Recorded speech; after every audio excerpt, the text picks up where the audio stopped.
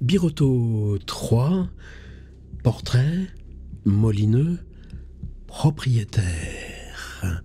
Alors, Balzac met en place un drame, un puzzle, où chaque pièce devient comme une sorte de jeu tremblant aux angles coupants, et chacun interagit pour l'instant à distance avec les autres. C'est-à-dire, il suffirait d'empêcher qu'un détail se fasse et tout pourrait être révoqué. Par exemple, Birotteau se lève avant que sa femme soit réveillée pour aller tout de suite lancer sa conspiration avec cette huile pour les cheveux dont il espère qu'elle sera le sauvetage de sa fortune.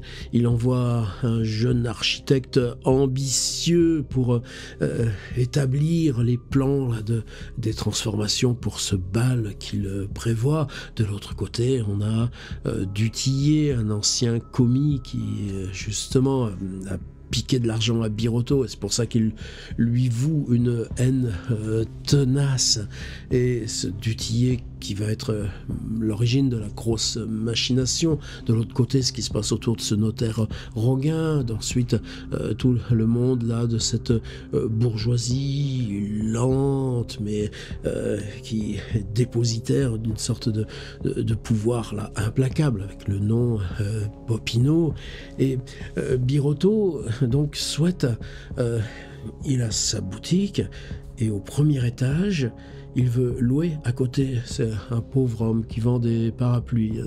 Très beau portrait aussi, ce marchand de parapluies. Mais vous voyez, tous ces portraits, fonctionnent comme des petites machineries indépendantes. Et Birotteau veut louer au marchand de parapluies les deux pièces au premier étage, de façon à pouvoir percer une porte dans le mur, les rejoindre avec son propre appartement, donc qui s'étalera sur deux maisons. Et pour ça, il faut bien l'autorisation du propriétaire. Et ce propriétaire s'appelle, pour l'éternité des éternités et toute la littérature, Monsieur Molineux. Monsieur Molineux était un petit rentier grotesque qui n'existe qu'à Paris, comme un certain Lichen ne croit qu'en Islande. Cette comparaison est d'autant plus juste que cet homme appartenait à une nature mixte, à un règne animaux-végétal qu'un nouveau Mercier pourrait composer des cryptogames qui poussent, fleurissent ou meurent, dans ou tous les murs plâtreux de différentes maisons étranges et malsaines où ces êtres viennent de préférence. Au premier aspect, cette plante humaine ombellifère, vu la casquette bleue tubulée qui la couronnait, à tige entourée d'un pantalon verdâtre, à racines bulbeuses enveloppées de chaussons de lisière, offrait une physionomie blanchâtre et plate qui certes ne trahissait rien de vénéneux. Dans ce produit bizarre, vous eussiez reconnu l'actionnaire par excellence, croyant à toutes les nouvelles que la presse périodique baptise de son encre et qui a tout dit en disant « lisez le journal ». Le bourgeois, essentiellement ami de l'ordre, est toujours en révolte morale avec le pouvoir auquel, néanmoins, il obéit toujours.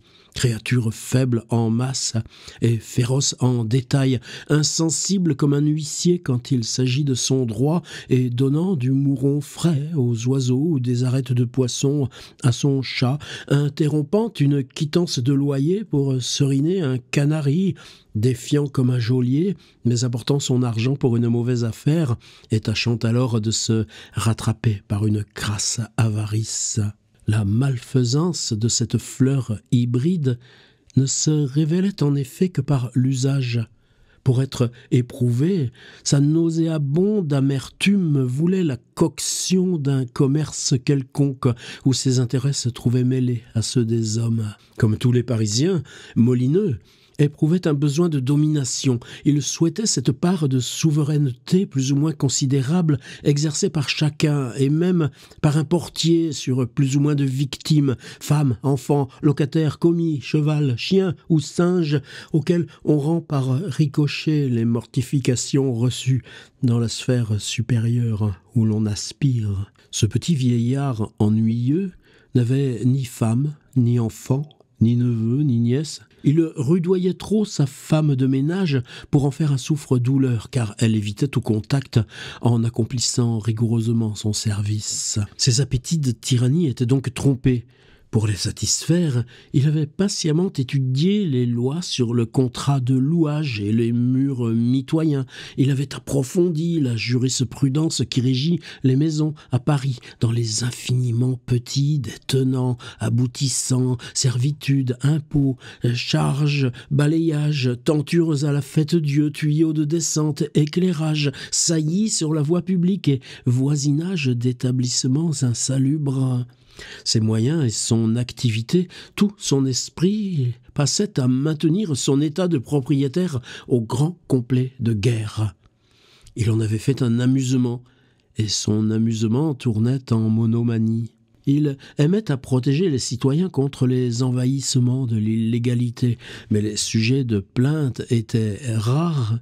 Sa passion avait donc fini par embrasser ses locataires. Un locataire devenait son ennemi, son inférieur, son sujet, son feudataire.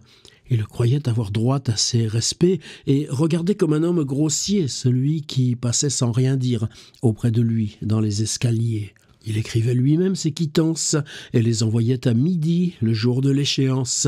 Le contribuable en retard recevait un commandement à heure fixe, puis la saisie, les frais, toute la cavalerie judiciaire allait aussitôt avec la rapidité de ce que l'exécuteur des hautes œuvres appelle la mécanique. Molineux n'accordait ni terme, ni délai. Son cœur avait un calus à l'endroit du loyer. « Je vous prêterai de l'argent si vous en avez besoin, disait-il à un homme solvable, mais payez-moi mon loyer. Tout retard entraîne une perte d'intérêt dont la loi ne nous indemnise pas. » Après un long examen des fantaisies capriolantes des locataires qui n'offraient rien de normal, qui se succédaient en renversant les institutions de leurs devanciers, ni plus ni moins que des dynasties, il s'était octroyé une charte, mais il l'observait religieusement. Ainsi, le bonhomme ne réparait rien. Aucune cheminée ne fumait, ses escaliers étaient propres, ses plafonds blancs, ses corniches irréprochables, les parquets inflexibles sur leurs lambourdes, les peintures satisfaisantes, la serrurerie n'avait jamais que 3 ans, aucune vitre ne manquait, les fêlures n'existaient pas, et il ne voyait de cassures au carrelage que quand on quittait les lieux, et il se faisait assister pour les recevoir d'un serrurier, d'un peintre vitrier, gens, disait-il, fort accommodants. Le preneur était d'ailleurs libre d'améliorer. Mais si l'imprudent restaurait son appartement, le petit Molineux pensait nuit et jour à la manière de le déloger pour réoccuper l'appartement fraîchement décoré. Il le guettait, l'attendait, entamait la série de ses mauvais procédés. Toutes les finesses de la législation parisienne sur les baux, il les connaissait. Processif, écrivailleur, il minutait des lettres douces et polies à ses locataires, mais au fond de son style, comme sous sa mine fade et prévenante, se cachait l'âme de Sherlock. Il lui fallait toujours 6 mois d'avance, imputable sur le dernier terme du bail, et le cortège des épineuses conditions qu'il avait inventées. Il vérifiait si les lieux étaient garnis de meubles suffisants pour répondre du loyer. Avait-il un nouveau locataire? Il le soumettait à la police de ses renseignements, car il ne voulait pas certains états. Le plus léger marteau l'effrayait. Puis quand il fallait passer bail, il gardait l'acte et l'épelait pendant 8 jours en craignant ce qu'il nommait les etc. de notaire. Sorti de ses idées de propriétaire, Jean-Baptiste Molineux paraissait bon, serviable. Il jouait au Boston sans se plaindre d'avoir été soutenu mal à propos. Il riait de ce qui fait rire les bourgeois, parlait de ce dont il parle, des actes arbitraires des boulangers qui avaient la scélératesse de vendre à faux poids, de la connivence de la police, des héroïques 17 députés de la gauche.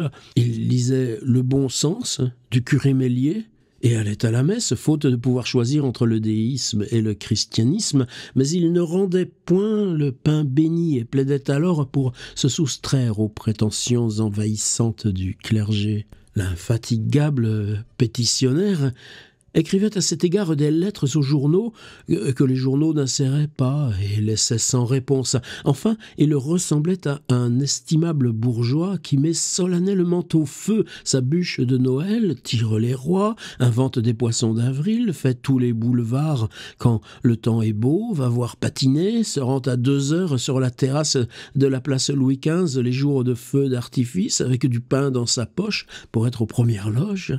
La cour batave où demeurait ce petit vieillard est le produit d'une de ces spéculations bizarres qu'on ne peut plus s'expliquer dès qu'elles sont exécutées. Cette construction claustrale, arcades et galeries intérieures, bâtie en pierre de taille, ornée d'une fontaine, au fond, une fontaine altérée qui ouvre sa gueule de lion, moins pour donner de l'eau que pour en demander à tous les passants, fut sans doute inventée pour doter le quartier Saint-Denis d'une sorte de palais royal. Ce monument malsain, enterré sur ses 4 lignes de haute maison, n'a de vie et de mouvement que pendant le jour. Il est le centre des passages obscurs qui s'y donnent rendez-vous et joignent le quartier des Halles au quartier Saint-Martin par la fameuse rue Quincampoix. Sentiers humides où les gens pressés gagnent des rhumatismes. Mais la nuit, aucun lieu de Paris n'est plus désert. Vous diriez les catacombes du commerce. Il y a là plusieurs cloaques industrielles, très peu de bataves et beaucoup d'épiciers. Naturellement, les appartements de ce palais marchand n'ont d'autre vue que celle de la cour commune, où donnent toutes les fenêtres, en sorte que les loyers sont d'un prix minime. Monsieur Molineux demeurait dans l'un des angles, au 6e étage, par raison de santé. L'air n'était pur qu'à 70 pieds au-dessus du sol. Là, ce bon propriétaire jouissait de l'aspect enchanteur des moulins de Montmartre en se promenant dans les chenaux où il cultivait des fleurs, nonobstant les ordonnances de police relatives aux jardins suspendus de la moderne Babylone. Son appartement était composé de 4 pièces, non compris ces précieuses anglaises situées à l'étage supérieur. Il en avait la clé, elle lui appartenait. Il les avait établies, il était en règle à cet égard. En entrant, une indécente nudité révélait aussitôt l'avarice de cet homme. Dans l'antichambre, 6 chaises de paille, un poêle en faïence, et sur les murs tendus de papier vert bouteille, 4 gravures achetées à des ventes. Dans la salle à manger, 2 buffets, 2 cages pleines d'oiseaux, une table couverte d'une toile cirée, un baromètre, une porte-fenêtre donnant sur ces jardins suspendus et ces chaises d'acajou foncé de crin. Le salon avait de petits rideaux en vieille étoffe de soie verte, un meuble en velours d'Utrecht vert à bois peint en blanc. Quant à la chambre de ce vieux célibataire, elle offrait des meubles du temps de Louis XV défigurés par un trop long usage et sur lesquels une femme vêtue de blanc aurait eu peur de se salir. Sa cheminée était ornée d'une pendule à 2 colonnes, entre lesquelles se tenait un cadran qui servait de piédestal à une pallas brandissant sa lance, un mythe. Le carreau était encombré de plats pleins de restes destinés aux chats et sur lesquels on craignait de mettre le pied. Au-dessus d'une commode en bois de rose, un portrait au pastel, Molineux, dans sa jeunesse, puis des livres, des tables où se voyaient d'ignobles cartons verts. Sur une console, feu, ses serins empaillés. Enfin, un lit d'une froideur qui en eût remontré à une carmélite. César Birotteau fut enchanté de l'exquise politesse de Molineux, qu'il trouva en robe de chambre de molleton gris, surveillant son lait posé sur un petit réchaud en tôle dans le coin de sa cheminée, et son eau de marc qui bouillait dans un petit pot de terre brune et qu'il versait à petite dose sur sa cafetière. Pour ne pas déranger son propriétaire, le marchand de parapluies avait été ouvrir la porte à Birotteau. Molineux avait en vénération les maires et les adjoints de la ville de Paris, qu'il appelait ses officiers municipaux. À l'aspect du magistrat, il se leva, resta debout, la casquette à la main, tant que le grand Birotteau ne fut pas assis. Non, monsieur, oui, monsieur. Ah, monsieur, si j'avais su avoir l'honneur de posséder au sein de mes modestes pénates un membre du corps municipal de Paris, croyez que je me serais fait un devoir de me rendre chez vous, quoique votre propriétaire, ou sur le point de le devenir. » Birotteau fit un geste pour le prier de remettre sa casquette. « Je n'en ferai rien, je ne me couvrirai pas que vous ne soyez assis et couvert si vous êtes enrhumé. Ma chambre est un peu froide, la modicité de mes revenus ne me permet pas. À vos souhaits, monsieur l'adjoint. » Birotteau avait éternué. En cherchant ses actes, il les présenta, non sans dire, pour éviter tout retard, que M. Roguin, notaire, les avait rédigés à ses frais. « Je ne conteste pas les lumières de M. Roguin, vieux nom bien connu dans le notariat parisien, mais j'ai mes petites habitudes, je fais mes affaires moi-même, manie assez excusable, et mon notaire est... » « Mais notre affaire est si simple, dit le parfumeur, habitué aux promptes décisions des commerçants. »« Si simple, s'écria Molineux. »« Rien n'est simple. En matière de location, vous n'êtes pas propriétaire, monsieur, et vous n'en êtes que plus heureux. Si vous saviez jusqu'où les locataires poussent l'ingratitude et à combien de précautions nous sommes obligés. Tenez, monsieur, j'ai un locataire. » Molineux raconta pendant un quart d'heure comment monsieur Gendrin, dessinateur, avait trompé la surveillance de son portier, rue Saint-Honoré. Monsieur Gendrin avait fait des infamies dignes d'un marat, des dessins obscènes que la police tolérait. Attendu la connivence de la police, ce Gendrin, artiste profondément immoral, rentrait avec des femmes de mauvaise vie et rendait l'escalier impraticable. Plaisanterie bien digne d'un homme qui dessinait des caricatures contre le gouvernement. Et pourquoi ces méfaits ? Parce qu'on lui demandait son loyer le 15. Gendrin et Molineux allaient plaider, car tout en ne payant pas, l'artiste prétendait rester dans son appartement vide. Molineux recevait des lettres anonymes où Gendrin, sans doute, le menaçait d'un assassinat le soir dans les détours qui mènent à la cour batave. « Ouais, monsieur, dit-il en continuant, que monsieur le préfet de police à qui j'ai confié mon embarras, j'ai profité de la circonstance pour lui toucher quelques mots sur les modifications à introduire dans les lois qui régissent la matière, m'a autorisé à porter des pistolets pour ma sûreté personnelle. » Le petit vieillard se leva pour aller chercher ses pistolets. « Les voilà, monsieur !» s'écria-t-il. « Mais, monsieur, vous n'avez rien à craindre de semblable de ma part, » dit Birotteau, regardant Cayron, auquel il lui sourit en jetant un regard où se peignait un sentiment de pitié pour un pareil homme. Ce regard, Molineux le surprit. Il fut blessé de rencontrer une semblable expression chez un officier municipal qui devait protéger ses administrés. À tout autre, il l'aurait pardonné, mais il ne la pardonna pas à Birotteau. « Monsieur, reprit-il d'un air sec, un juge consulaire des plus estimés, un adjoint, un honorable commerçant ne descendrait pas à ces petitesses, car ce sont des petitesses. Mais dans l'espèce, il y a un percement à faire, consentir par votre propriétaire, monsieur le comte de Granville, des conventions à stipuler pour le rétablissement du mur, à fin du bail. Enfin, les loyers sont considérablement bas. Ils se relèveront, la place de Vendôme gagnera, elle gagne, la rue Castiglione va se bâtir, je me lis. Finissons, dit Birotteau, stupéfait. Que voulez-vous ? Je connais assez les affaires pour deviner que vos raisons se tairont devant la raison supérieure. L'argent, eh bien, que vous faut-il ? Rien que de juste, monsieur l'adjoint. Combien avez-vous de temps à faire de votre bail ? 7 ans, répondit Birotteau. Dans 7 ans, que ne vaudra pas mon premier étage, reprit Molineux, que ne louerait-on pas de chambres garnies dans ce quartier-là, plus de 200 francs par mois, peut-être. Je me lis par un bail. Nous porterons donc le loyer à 1500 francs. À ce prix, je consens à faire distraction de ces 2 chambres du loyer de monsieur Cayron, que voilà, dit-il, en jetant un regard louche au marchand. Je vous les donne à bail pour 7 années consécutives. Le percement sera à votre charge, sous condition de me rapporter l'approbation et désistement de tout droit de monsieur le comte de Granville. Vous aurez la responsabilité des événements de ce petit percement, vous ne serez point tenu de rétablir le mur pour ce qui me concerne, et vous me donnerez comme indemnité 500 francs dès à présent. On ne sait qui vit ni qui meurt. Je ne veux courir après personne pour refaire ce mur. Conditions me semblent à peu près justes, dit Birotteau. Puis, dit Molineux, vous me compterez 750 francs hic nunc imputables sur les 6 derniers mois de la jouissance. Le bail en portera quittance. Oh, j'accepterai de petits effets, causés valeur en loyer, pour ne pas perdre ma garantie à telle date qu'il vous plaira. Je suis rond et court en affaires. Nous stipulerons que vous fermerez la porte sur mon escalier, où vous n'aurez aucun droit d'entrée. À vos frais. En maçonnerie.